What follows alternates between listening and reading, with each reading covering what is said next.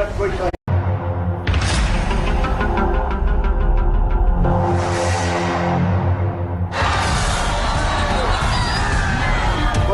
कोई सहयोग, किसी प्रकार की कोई परेशानी और गरीबों के मसीहा है। मुख्तार अंसारी के नाम पर रोज पूजा होती है, रोज उनके लिए दुआ होती है। मऊ की जनता उनके लिए तड़प रही है। इन लोगों से बढ़िया कोई नहीं है। उनको अपराधी मानता रहे वो, लेकिन अपराधी नहीं है। हर गरीबों का दुख दर्द समझते हैं। गरीब हो, मजदूर, हिंदू हो, मुसलमान हो, सबके दुख दर्द में ये काम आते हैं। जी हमारे लिए वो रॉबिन हुड है। दोस्तों, कल हिंदुस्तान के बड़े नाम राजनेता, mafia don Robin Hood Mukhtar Ansari की मौत हो चुकी है। तो कुछ लोग उन्हें माफिया कहते हैं और बहुत सारे लोग उन्हें रॉबिन हुड कहते हैं। अगर उनके क्षेत्र मऊ की तरफ जाया जाए, गाजीपुर, मऊ, जो भी उनका इलाका है आसपास का, तो वहाँ के लोग उनको गरीबों का मसीहा कहते हैं।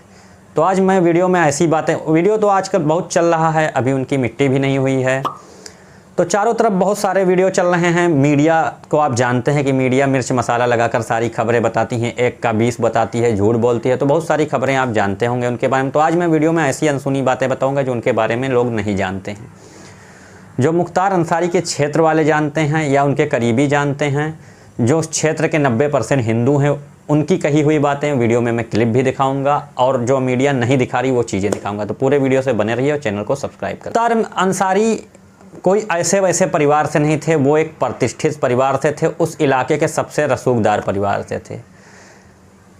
तो मुख्तार अंसारी का जो पारिवारिक घराना है या उनका जो पारिवारिक इतिहास है, उसमें उनके दादा स्वतंत्रता सेनानी मुख्तार अहमद अंसारी जो रह चुके हैं, वो उनके पिताजी साफ सुथरी छवि के नेता रह चुके हैं, चाचा उपराष्ट्रपति रह चुके हैं, उनका बेटा नेशनल शूटर रह चुका है, जिन्होंने भारत का नाम अंतर्राष्ट्रीय स्तर पर किया है। तो उन पूरे के बीच में मैं मुख्तार अंसारी की कहानी बताता हूँ आपको। न्यूज़ ने बताया कि बांदा जेल में बंद मुख्तार अंसारी की कार्डियक अरेस्ट से मौत हो गई है, लेकिन इस पर भी सवाल उठ रहे हैं।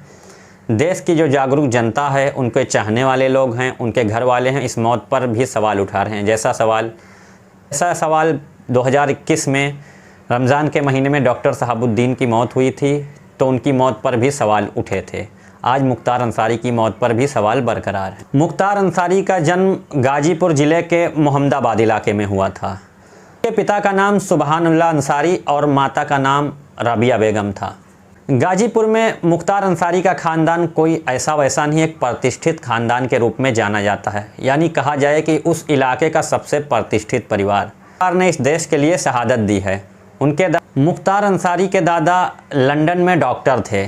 गांधी जी और नेहरू के कहने पर आकर देश में स्वतंत्रता के आंदोलन में वो कूद पड़े। गांधी जी और नेहरू के कहने पर वो आकर देश के स्वतंत्रता आंदोलन में कूद पड़े। मुख्तार अंसारी के दादा डॉक्टर मुख्तार अंसारी लंदन के डॉक्टर थे। गांधी जी और नेहरू के कहने पर वो आकर स्वतंत्रता के आंदोलन में कूद पड़े। लंदन के जिस अस्पताल में वो डॉक्टर थे, आज भी एक वार्ड उनके नाम पर है। देश के स्वतंत्रता आंदोलन में उनका कद इतना बड़ा था कि कांग्रेस के राष्ट्रीय अधिवेशन में 1927 में उन्हें भारतीय राष्ट्रीय कांग्रेस का अध्यक्ष बनाया गया। या उनकी याद में दिल्ली में एक रोड का नाम भी आज उन्हीं के अंसारी रोड के नाम पे है। मुख्तार अंसारी के नाना का नाम ब्रिगेडियर उस्मान था, जो कि नौशेरा के शेर थे, जिन्होंने भारत देश के लिए शहादत दी। बाद में उन्हें परमवीर चक्र से सरकार ने सम्मानित भी किया। तो मुख्तार उस परिवार से ताल्लुक़ रखते हैं, इतने प्रतिष्ठित परिवार। मुख्तार अंसारी के नाना ब्रिगेडियर उस्मान से देश के बंटवारे के समय जिन्ना ने कहा था कि आप हमारे साथ पाकिस्तान चलिए, मैं आपको सेना का जनरल बना दूंगा, लेकिन उनका जवाब था कि मैं भारत माँ का बेटा हूँ, इसी के लिए शहीद हो जाऊंगा। और वो लड़ते हुए शहीद भी हुए।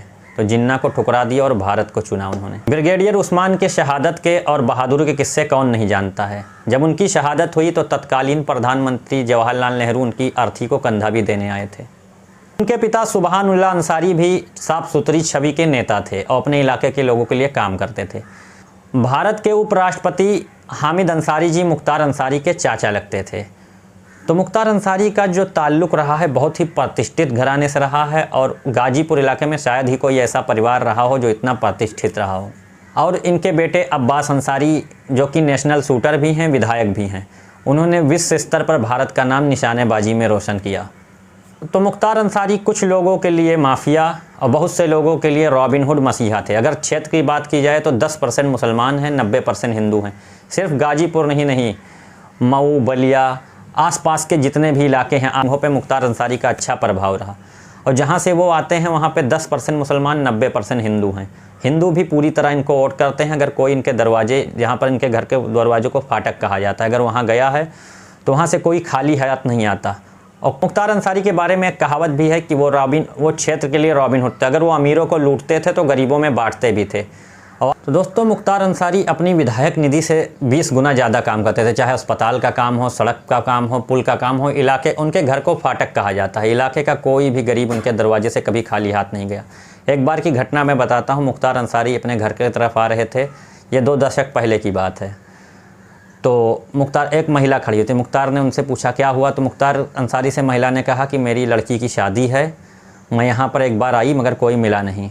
तो उन्होंने तुरंत ही अपने भाई अफजाल अंसारी को बुलाकर कहा कि इनकी बेटी की शादी है, पूरी तरह उनकी मदद की जाए। अफजाल अंसारी ने मुख्तार अंसारी की बात सुनते हुए लड़की की शादी का पूरा खर्चा भी उठाया और साथ ही साथ वहाँ जाकर खुद शरीक भी हुए।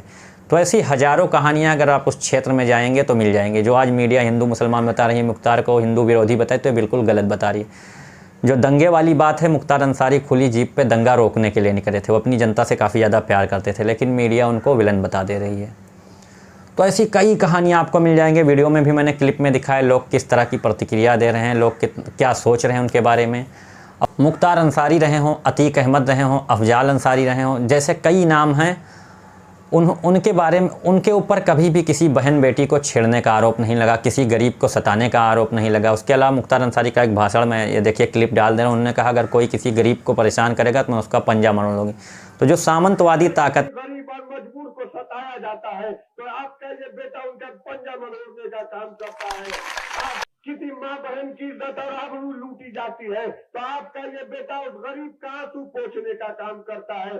अगर यही जुर्म है, यही गुनाह है, मुख्तार अंसारी इस गुनाह पे नाश करता है और हैं इसी वजह से जलती हैं। वो चाहते हैं दलित, मुस्लिम और जो भी गरीब हो उनका शोषण हो सके। तो वही लोग आज उनकी मौत पर जश्न मना रहे हैं, जो गिद्ध हैं, जो लोग सामंतवादी हैं, जिन्होंने दलितों के पर अत्याचार किया, ऐसे लोग उनके मौत पर जश्न मना रहे हैं आज। तो उनकी मौत पर सवाल बरकरार है, जैसे कि डॉक्टर शहाबुद्दीन की मौत पर बरकरार था। पिछले 2021 के रमज़ान में डॉक्टर शहाबुद्दीन की मौत हुई थी।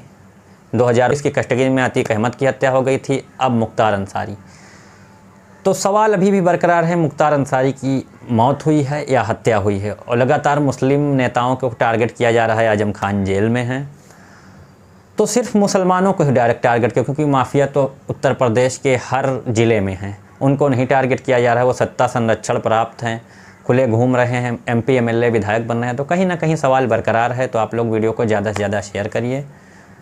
जय हिंद, जय भारत। आप लोग क्या सोचते हैं ये भी कमेंट ज़रूर करिए।